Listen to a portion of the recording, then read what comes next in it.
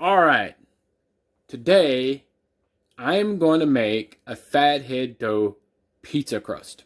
And there's tons of recipes out there for fathead dough. You can, there's Google it, everything. But this is a recipe that I found, and I've kind of tweaked it a little bit. And I'll put a link to where I found the recipe for. It's actually for some pizza or pepperoni rolls or pizza rolls, you want to call it.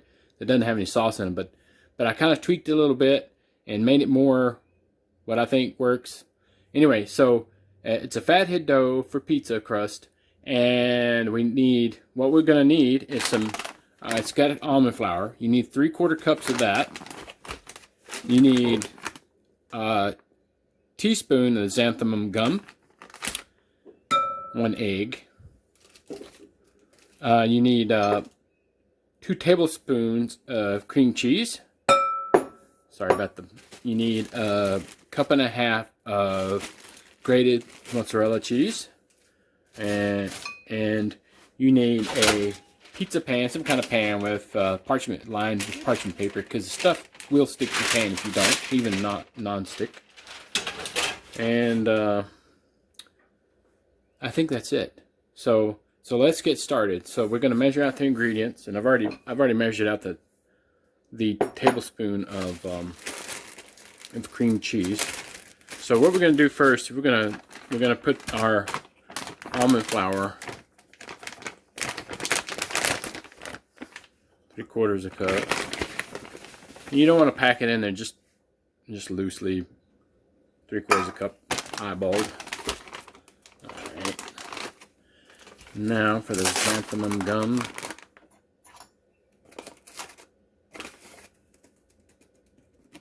First, I don't know what this actually does. It's supposed to make it a little bit more pliable. I don't know, but it seems to do it. I used to put yeast, a package of yeast, but stuff don't actually rise, so I don't know why we have the yeast in there.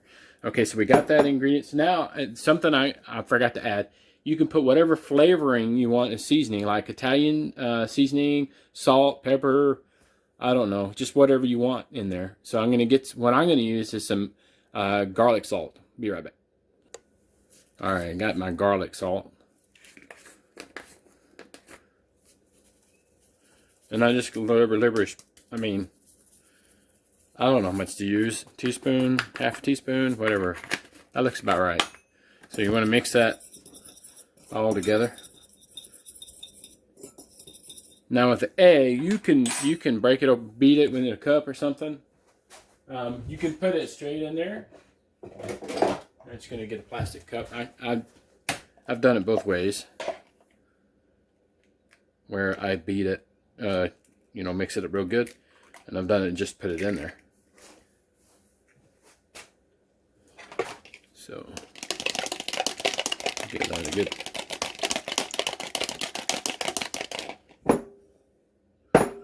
Mixing.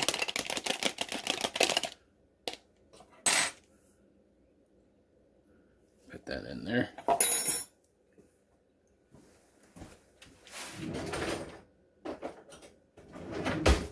Another thing to have handy is a good spatula.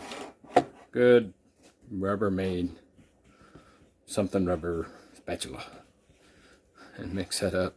You can use a fork too. I use a fork a lot of times. And then once you get it kind of crumbly like this, you might as well just go ahead and get your hands involved. Wash your hands and get them involved. Or wear gloves. Food gloves. Anyway. Just make sure all the almond flour is really good incorporated in the xanthan gum. That's a weird name. Xanthan. Who come up with that? Maybe somebody named Xanthan. I don't know. Anyway. So all that's incorporated. It feels like, sorry about the camera, I don't have the greatest of camera holders. I had a tripod. The thing blew over in the wind and broke. So I've made my own. I've got some PVC and a selfie stick in the PVC with some spray foam that I put it in there. I don't know, you can't see it from here. I'll show it later. Anyway, so that's good mix. We got a little ball going. And you want to wash your hands. That stuff, you don't want to blend it with anything else because it's really slickery. So anyway, all right, I'm going to measure out the cup and a half of cheese. Oops. I guess some almond flour. You want to rinse off unless you have another one, spatula. And I got two different bowls because you're going to microwave. You might have to microwave both of them. So you want maybe 2 glass microwavable bowls or rubber, whatever the silicone bowls are. And again, this is not packed in there. It's just loosely grated, and you just want to fill it up to a cup and a half. This is actually a cup and a half measured cup instead of 1 cup and then half a cup. Anyway, found it at Walmart. So, like I said, not packed in there or nothing. So that's probably right there. Garnish. Anyway, okay, so cup and a half. And what you're going to do is you're going to microwave this for about probably total a minute and a half. You want to start out with 30-second intervals and mix it up real good with the cream cheese until it's almost a liquid, I guess. Pretty fluidy. So I'll show you that in a minute. So probably your first minute of microwaving, it looks like this. All right, and I'm going to microwave it a little bit longer. This stuff is stringy. All right, so a little bit after a minute and a half, that looks about right. If we have to, we can go a little bit longer, but that's probably it. So you want to put this in the bowl. My wife gets mad at me when I make this pizza because this cheese does not want to come out. Soak it a little while. Might have to use some scrubbers, lots of soap. Anyway, so get as much as we can out of this bowl. And see, it starts to cool fast, so it gets really stringy. But I think that's good enough. Da-da-da-da. All right. Sure, why not? Okay, so you want to mix this with the dough ball, and look, see how it's gotten hard all already. It's stiff. Okay, so it's starting to, get cooled off. So we probably need to microwave a little bit, 20-30 seconds more. What I like to do first is kind of mix up the dough to make the dough, form the dough, whatever you want to call it, with my hands. If you've got a stand mixer that's got the dough hooks or something, you might want to. So this is very warm, so you be careful. It could be extremely hot. Cheese gets really hot in the microwave. So, all right, so I'm gonna microwave this just a little bit longer, just like that. All right, and then I probably about 15 seconds. But you start to where the cheese starts really blending in with the almond flour mixture there, where it's like a yellow color, light yellow. Anyway, so it looks like it's really good mixed. So that's what you want, is it really blended together really good. And I just do this with my hands till we form a good looking dough right here. Smooth dough. Now, if it's a little sticky, you might want to wet your hands. I've seen that on, but the oils in the cheese, if you have this mixed right, kind of prevent your hands from sticking. But I mean, it can be sticky. I've had some. Okay, so move this bowl out of the way. Get some of our stuffage gone. And some cheese. Alright, so we get the pizza pan here. And all we want to do, and like I said, hopefully I put this in the first of the video, 425 preheated oven. You want the bottom oven rack. So put the rack on the bottom. And then all you're going to do is just press this out. You can roll it if you want. I just like to press it. Takes longer, more fun. Form a circle. This will make like a 10 to 12 inch pizza dough, depending on how thin you want it. And of course, the thinner it is, the faster it'll cook and get crispy. And this dough, to me, if you get it too crispy, it tastes a little odd. So I'm just doing.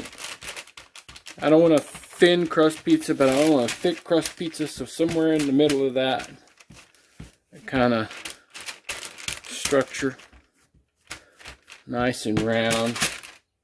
I've seen other recipes where this dough is really, really sticky and gooey and gunk. You need it. It's got to be consistency more like this. This more like a regular actual dough. It is. So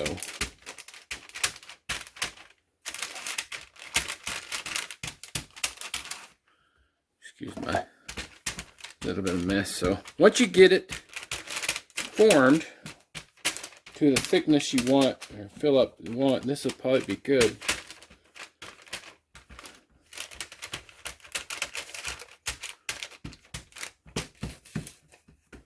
And hopefully I speeded it up through all that mushing. You can make you a little crust if you want a little raised crust, you know, like that. But I think that's about the thickness I'm going to get it. I don't want it too thin, like I said. And then you need to take a fork and poke some holes in it, because it'll probably puff up even with the fork holes, because this dough kind of goes together in the oven because of the cheese melting. And so you can see where the cheese is starting to harden in it. It's in there. At least I think that's what that is. Okay, so now you want to cook it in the oven. Cook it. Anyway, you want to cook it in the oven for probably about, I don't know, 6 minutes. You don't want to crispy it. You just want it to where it's no longer where it's going to come apart. You just want it so that you can I don't know. You just don't want to cook it all the way in the oven. And then once you have that done, you can let it cool if you want. You can store it in the refrigerator. You can top it and cook it right. But I'll show you, okay? So I'll show you what it looks like after about 5 or 6 minutes. Okay, this is after about 5 minutes in the oven. It starts to look like this. I mean, it's soft. So, probably go another few minutes. So, it's not quite ready yet. It's still pretty mushy. So we're gonna microwave. We're gonna put it in the oven for a few more minutes. Okay, so after a few more minutes, we've cooked it. We're starting to kind of get some brown spots on it. That's about and what you wanted to look for when you lift up the pizza, whether or not it's still kind of sticky and gooey. And you want to be careful, you don't want to tear. So the reason why you want to cook it just, I want to say it's like pasta, like al dente. So where it's not crunchy yet, it's not brown yet, you just want to cook it to where, because what happens if you cook it too long and then you put your toppings on there, the pizza crust will be really dark before your ingredients are cooked. You know, the cheese is melted all the way and your pepperonis are cooked. I don't know about you, but I like my pepperonis a little bit done. I mean, they're already cooked, but you know what I mean. They're not like where they're just put on there cold. But so that's why you want to do that. So then when you cook your toppings, you want to cook it for about, I don't know, around 10 minutes maybe. At the most, you got to watch it. If it starts to really turn really dark, you might want to come out. So it's not going to be it's not going to be like crispy like a normal thin crust pizza, but it's going to be, I don't know, I think it's pretty good. So you can, like I said, let this cool off, stick it in your refrigerator, in a big plastic bag if you've got one, something, wrap it in plastic, cover it, whatever. And then you can use it later. So I'm not going to use it right now. I am going to wait till dinner.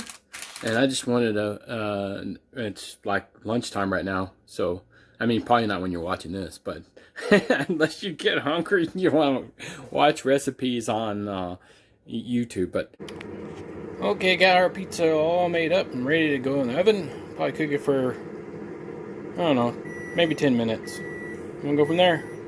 All right, doesn't that look yummy? Mmm.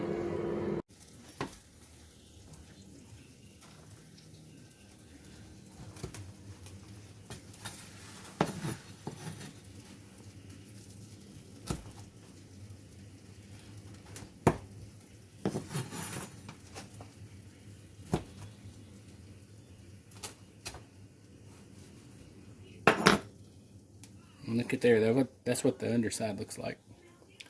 Looks like a regular piece of pizza. Little floppy, but you could cook it longer maybe.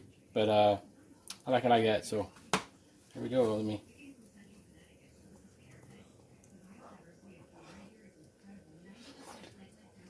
Oh, it's hot. Tastes good.